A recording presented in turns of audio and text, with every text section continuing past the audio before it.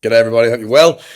Craig here from the Grammy Code. You know that because you're in my mailing list. Welcome to all the new participants in here. This week, we are not doing a live market analysis. I do that most weeks. It's an educational piece this week for the main reason, well, when you receive this, I'll be in I was going to say Scottish Highlands. I'll be in the Victorian High Country with my kids having an epic adventure. And I mean, that's really what it's all about, isn't it? You know what I mean? Like, I'm going to be out there creating memories for us for the rest of our lives. And right now, I'll be having an absolutely ripper time. Anyway, I wanted to come in and talk to you about risk management, giving you some tools, whether or not you've gone through my complete course or whether or not you're just starting out and you're just trying to learn along the way. Risk management, it's the core of all trading. It really is, because you're going to run into some hurdles as a trader. It's going to be hard at times. One of the things that I don't want to be hard for you, and what you don't want to be hard for you, is your ability to stick with it. Having grit is not about taking massive gambles and repeating that process. Having grit is about having a systemized approach, and then your job is to get really good at that system. Okay, it's the same with anything. You know, if you're a pilot, just because you know how to fly a plane doesn't make you, an expert pilot. You know, you've got to understand what it is you're doing, and you've got to apply that yourself to own it as your own. And it begins with risk management. It is the core of all trading. Risk comes in many different forms. And, there's so many modules within the full course that covers it, from what profits do you take? What targets do you have? How much do you risk? When do you take away yourself from the market? I'll touch on that in just a moment. So anyway, educational piece for you all, incredibly important. The key to trading is risk and money management. And we've got reward and we've got risk ratios. We've got to understand what a good trader does. And you've got to understand as well, one of the important things to really, I guess, hone in on is you don't want to be a gambler. And when we think of gambling, we think of playing the pokies or being at the casino and playing blackjack or gambling on poker or whatever. There's many different ways that we can gamble, of course. What you don't want to be in trading is that. You don't want to be a gambler. And that, again, comes down to our systematic approach, our disciplined approach, and the way that we go to the market. We ask the market, are you ready for us? Do you have what I need? As opposed to, I'm going to find something to make money on. The shift from focusing on profits to focusing on structure, discipline, and fulfilling your objective with your strategy is very, very different. See, the mindset shifts. Experienced and profitable traders will focus on one thing and one thing only. It's not one thing and one thing only. It's sort of two things. It's risk. It's how they approach the market, so their strategies, and then it's risk, how they decide how much they're going to place on the trade. And that decision is based on capital preservation first. You see, when we're gambling, we're thinking of how much money we can make. When we're trading, we're thinking, what have we got to lose? How much am I going to risk? And then what am I looking for? The profit side of it, you've got no control over. It's not up to you if a trade is going to play out in your favor and be profitable, a little profit, or a big profit, or a break-even trade. You have no control over that. What you have control of is your strategy, the way you approach the market, and how much you risk on your trade. So your focus needs to be on that risk. Now, a lot of the questions that come up, which are natural, where do I take my profits? When should I move my stop loss? And why do we take a 1-to-1 first target and not 4-to-1? All of which I'll cover not in detail, in brief within this video, in detail in the course. Asking the questions is really, really important. You're going to shift and develop over time. Remember, you've just got to get started. You don't have to be started. So you don't have to be great to get started, but you have to get started to be great. And you'll be taking screenshots so that you'll be able to know the answer, as opposed to going, oh, geez, I've had a couple of good winners. I'm going to now not take 1-to-1. I'm going to aim for 3-to-1. Don't let that thinking get in the way of good execution. And what I mean by that is you're taking screenshots of your trade. You'll have a data set. Go through that data set and work out, where is my highest probability of the best outcome? So you might be getting a number of trades that are hitting 2-to-1, 3-to-1, and you're scaling them all out at 1-to-1. Well, with the data that you now have over your last 10, 20 trades, you can work out, you know what? Over those trades, if I'd have taken my first target at 1.5 reward to risk to 1, which is 1.5 times the amount, so $100 risk would be 150 profit. Then you can start to, so that would be 300 profit. Let me break it down in some visuals in a minute so I don't confuse you anyway. You use the data, essentially, you use the data to work out what's going to be best for the way that you trade. Because remember, I'm not trying to create mini-me's in trading and teaching you to trade. I'm trying to teach you some structure and strategy that you then master and then you become the owner of for your future. If you focus on risk, you are focused on keeping the money that you have, and that is the most important thing, because when you have no money, you cannot trade any longer. Now, one thing you need to understand with risk is that you must first accept it. It's not going anywhere. And look, that, I'll suggest that spans into all aspects of life. There is risk in everything we do. And of course, when we get in the car, well, first of all, we buy a car that we hope is relatively safe. Secondly, we put our seatbelt on. We have these mirrors all over the place. We have all these sensors all over the place. What are they for?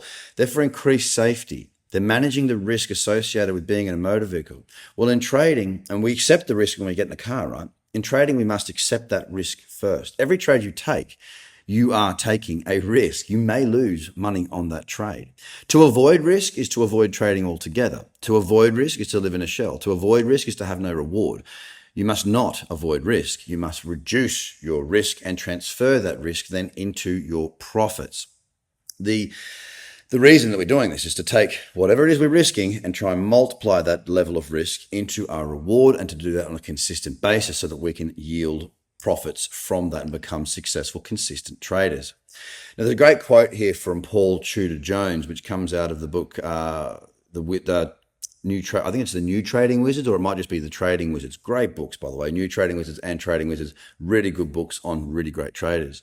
What Paul says that I really like is, I'm always thinking about losing money as opposed to making money. Don't focus on making money.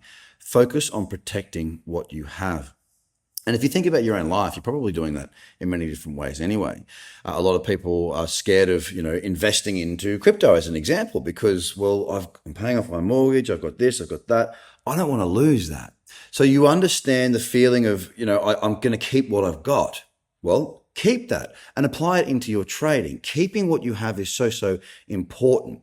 If you're not risk managing properly, I suggest 1%, by the way. The reason 1% is that we can have a number of losses, still be in the game. Those losses, if we're doing the right thing and taking our screenshots and having a real good look against our checklist systems to see if we're doing the right thing, well, the information will become available. It will become evident if you are, in fact, making mistakes and exactly where those mistakes are coming in. In other words, if you can, if you can capture it, you can measure it. If you can measure it, you can manage it. That's what I'm trying to say. The only way you can measure it is by capturing those screenshots. Again, the course will cover all of that. 1% per risk is so important. That means that if you've got a $5,000 trading account, you're risking $50 per trade. It's not enough money to really hurt, but it's enough money that there's a tangible amount there that you don't want to lose. So you're going to be more stringent when it comes to your application of the rules, okay? We're going to make better decisions when we're focusing on keeping the money we have and only looking to move that into profit. That's what we're looking to do, okay? Here's something that not enough people talk about. It's something that not enough people prepare for. And I respect the optimism of a new trader. I respect the optimism of anyone getting into the market. But the reality is you need to have what I call a parachute plan. A parachute plan is when you jump out of a plane. If you don't have a parachute, you're dead. If you have a parachute, well, at least you've got a fairly high probability of floating down to the ground and being able to jump another day. Now, in this case, what I've got here is a bit of a breakdown. I'm showing you what I use.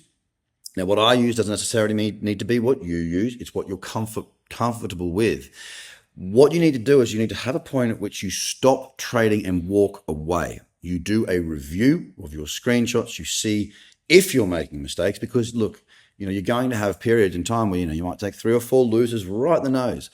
You have a look at those trades and you go against this checklist and you go, you know what, I haven't done anything wrong there. There's no mistakes there. I've executed all of those trades flawlessly to the level, to the strategy checklists. There's nothing I need to change, but just in the act of doing that, you are able to remove yourself from the market, do some reflection, take some accountability. And in this case, what I just gave, it's all good. The market is the market. It's not going to give you, 2 winners to every 1 loss. It's going to throw you spanners in the works. You're going to have periods in time where you do nothing wrong. The market just shits on you, and that's okay. There's also going to be times where you go through and when you hit your daily loss of 2%, let's say, you go and you do a trade review and you go, ooh, Yeah, right. There was divergence on that next high time frame, and for some reason, whatever reason it was, I decided against seeing that. The strategy says I can't do that, but I did it anyway. Okay, well, I'll regather my thoughts and I'll go back into it and I'll make sure I don't forget that.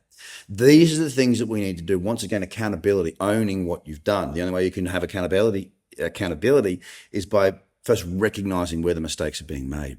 So I've got a daily loss, a weekly loss, and a monthly loss. If my daily loss is 2%, well, I am stopping.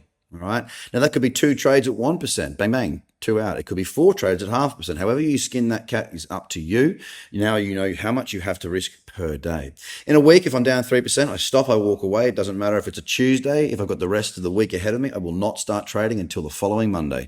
It is a rule that I set in stone because I need a break from the market and I just have to give myself that time. It is super strict for me and I will walk away.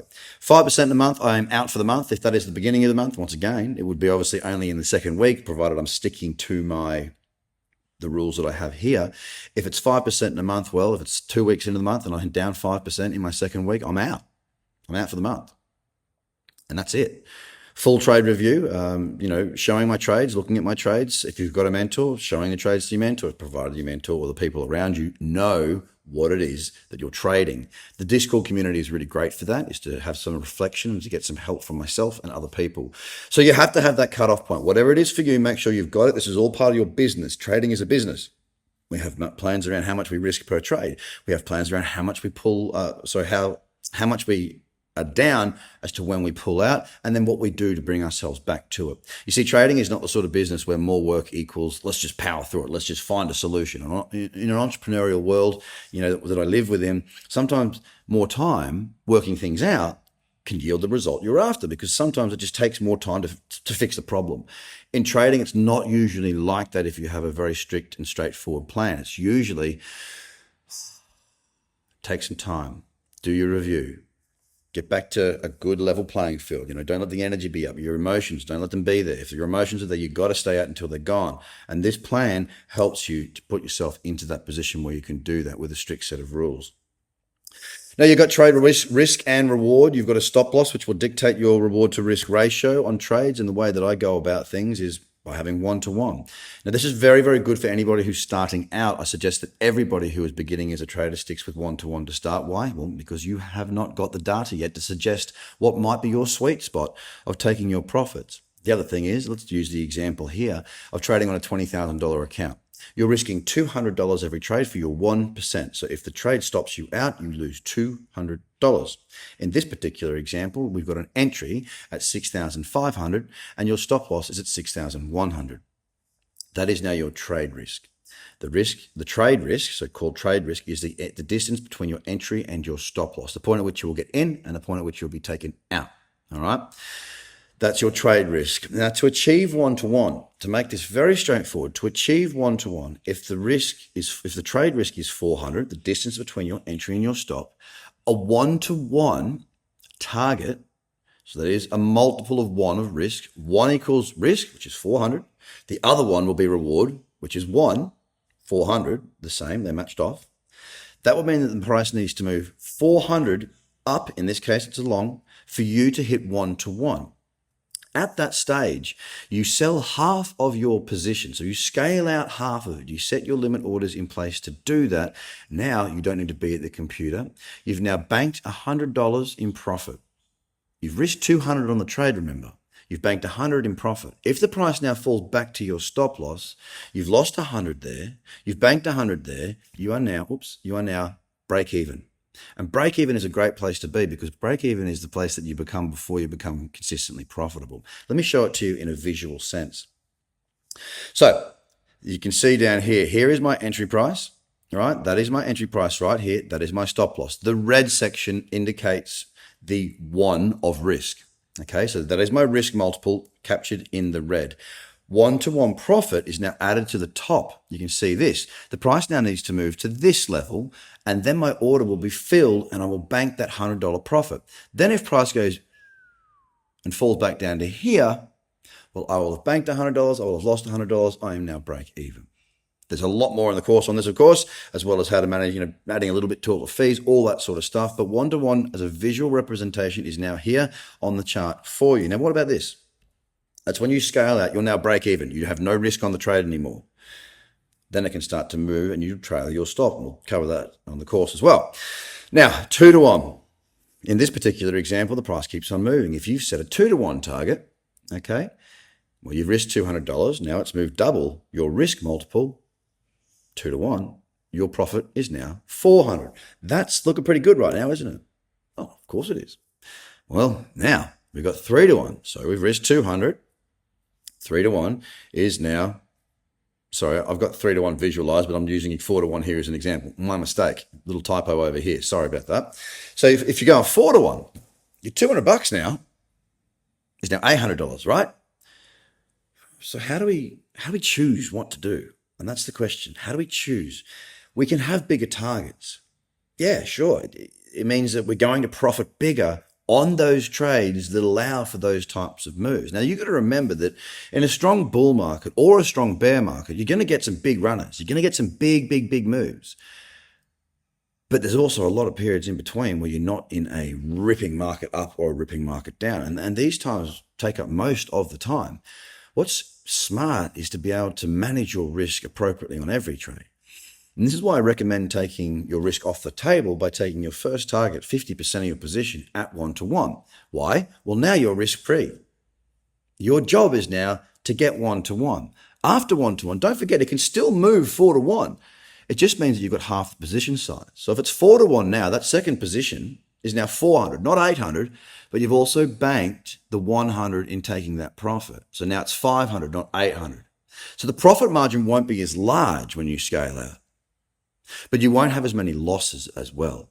You'll enter the realms of many break-even trades because 1-to-1 will be hit and then maybe you'll get stopped out. Being break-even is a damn sight better than getting 1-to-1, not taking it and getting stopped out a full percent. Now, this is the reason I suggest traders start with 1-to-1 and trail their stop thereafter, because it gives them a place where they can be calm, collected, they've got risk-free positions available and they're open. And when you're risk-free in a trade, it opens you up to be finding other trades without having that additional, oh shit, I'm risking this much, oh, I'm not there yet, you know what I mean? It keeps you cool, calm, collected, and allows you to operate as a professional trader as opposed to an emotional human, okay? Now, 4-to-1 is great. 5-to-1 is great. These are great opportunities. These are great things when they happen. You can still take advantage of these big moves whilst managing your downside along the way. And you get a big enough sample set of data from your own trading, and then you can start to tweak those numbers to decide what fits best for you. Anyway, guys, there is obviously a lot more there on the GrowMeCo website. Go and join the course if that's what you desire to do. Join the Discord. I can't wait to speak to you next week when I will be covering the market again. Have a great day. Bye for now.